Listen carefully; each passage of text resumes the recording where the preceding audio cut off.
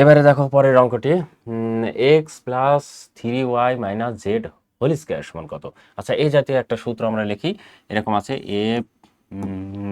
এরকম সূত্র আছে, হ্যাঁ। আমরা একটা কালে কালে নিই, হ্যাঁ।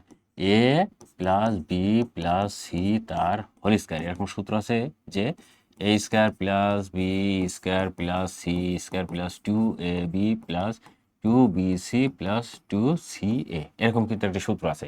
তাহলে এইটাকে আমরা জাস্ট ওই সূত্রটা বসিয়ে দেবো। তাহলে একবার অঙ্কটি তুলে নিলাম যে x plus 3y minus z whole square বসিয়ে দিলাম। এখন কি হবে?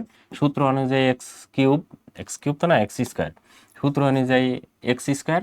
আচ্ছা, তারপরে হচ্ছে প্লাস 3y স্কোয়ার, এবারে প্লাস দিয়ে মাইনাস জেড স্কোয়ার, এবারে সূত্রের প্লাস দিয়ে 2 ইন্টু এ বি, তার মানে এক্স ইন্টু 3y প্লাস, এবারে আবার সূত্রের 2, এই যে সূত্রের 2, এবার বি সমান আছে আমার 3y ইন্টু 3y, এবারে জেড সমান আছে মাইনাস জেড, তাহলে এই জায়গাটা আমরা দেবো মাইনাস জেড।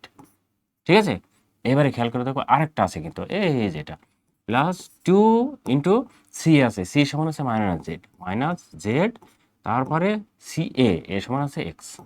এখন এটা আমরা ভেঙে দিই, যেটা হবে সেটা উত্তর।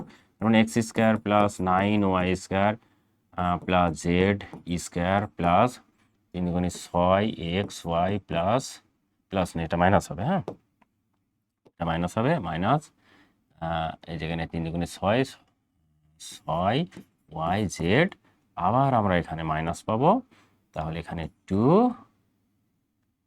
আচ্ছা হ্যাঁ 2zx, এটা হচ্ছে আমাদের উত্তর হবে। এখন আমরা খুঁজবো যে এর সাথে মিল আছে কোনটা। এই জায়গাটা আমাদের অপশনটা একটু ভুল আছে সম্ভবত, এই জায়গাটায় আছে 6 বসালে অঙ্কটি হয়ে যাচ্ছে। ওকে, ওই জায়গাটা জাস্ট 6 বসিয়ে দেবো, তাই অঙ্ক আমার অপশনটা তুলতে ভুল আছে। এই হচ্ছে ছিল অঙ্ক।